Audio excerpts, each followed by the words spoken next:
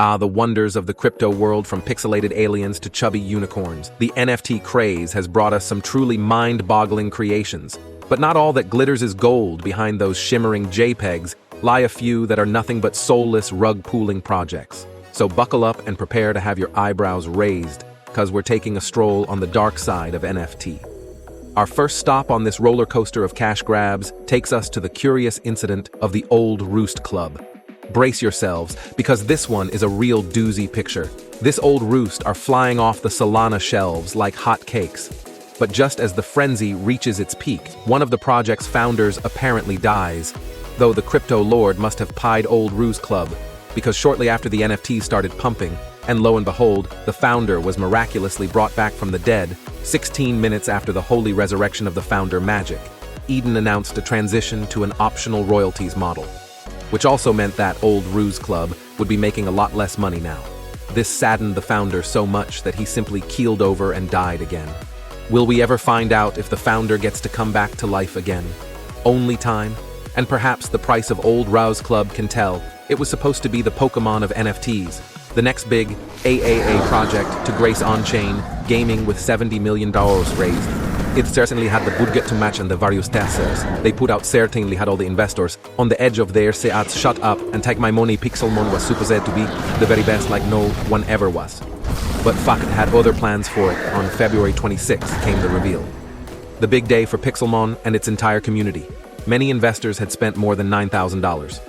But the art that the holders got was so bad that they became an instant meme, and it gets worse. Turns out a lot of the Pixelmon art was literally just bought off the Unity store, the same art that investors had just spent obscene amounts on. Floor price of the NFTs plummeted, but out of this big cesspool of bad art and angry mobs, a superstar was born, Kevin. Kevin was so lovable and infectious that despite all the FUD, his fans decided to launch his own separate collection called The Lives of Kevin. These days, Pixelon seems to be looking better after the fix came in. But this should serve as a cautionary tale to all of us here when it comes to spending hard-earned money on JPEGs. Next up on our list, we have the man, the myth, the absolute legend, Tai Lopez for the uninitiated. Tai is known for his flashy marketing campaigns that flood our YouTube sessions. You know, the guy who proudly showcased his Lamborghini in his Here in My Garage business class. Promo Here in My Garage. Just bought this new Lamborghini here. Inspired by his iconic video, Lopez decided to venture into the world of NFTs and introduced a collection actually named the OG Original Garage Social Club. These exclusive gems came with extraordinary perks, like cozy movie nights, unforgettable dining experiences, and even private mentorship sessions for basketball fans. You can even challenge Lopez to a round of horse and stand a chance to win $110,000 for just the price of $50,000. So far, the Original Garage Social Club has only sold out around 10% of its total supply. Still, this didn't stop Lopez from declaring that he crashed the whole damn blockchain. We crashed the whole damn blockchain. Ah, Crypto Zoo, another NFT blockchain game fashioned after the popular Pokemon franchise. The man behind Crypto Zoo is none other than mega influencer Logan Paul. Unfortunately, the fun game Logan Paul promised never launched. Oh, and also the handmade art that apparently took half a year to make turned out to just be Photoshop stock photos. All hell broke loose when a series of expose videos by YouTuber CoffeeZilla got published, and along with it, some serious allegations and evidence of how Logan Paul has been scamming investors. Furious, Logan Paul threatened to sue CoffeeZilla, but this only stirred more hate towards Logan. The very next day, Logan had a change of heart and announced that he wouldn't be pursuing legal action against CoffeeZilla anymore. In fact, he was so grateful for the wake-up call that he pledged to pay back $1.3 million to all of the poor investors. But the saga didn't stop there. On February 2nd, 2023, a bombshell lawsuit was unleashed against Crypto Zoo and Logan Paul, accusing them of fraud, breach of contract, and a laundry list of other offenses, except this time, it seems it's going to take more than an apology and $1 million to make it go away.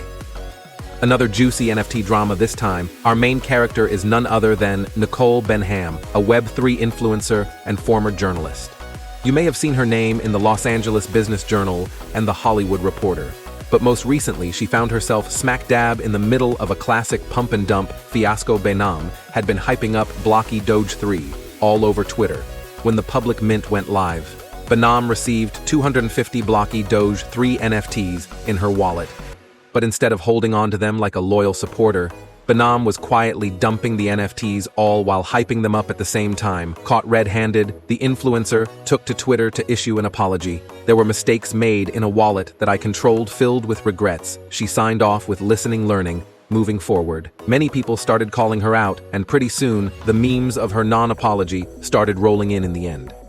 CT went out because the wallet, which sold the NFTs, decided to sweep the floor with the earnings and donated all the purchased NFTs to the community. Wallet guessed, Benam did listen, learn, and move forward after all. And there you have it, folks, the top 5 worst NFT cash grabs to date. Do not be fooled by some of their cuddly appearance before you know it. Poverty strikes and the rug is pulled out from under you. Remember to always deer and ape responsibly. Prefer dabbling in the art of meme coin trading. Instead, check out our previous video about Pepe.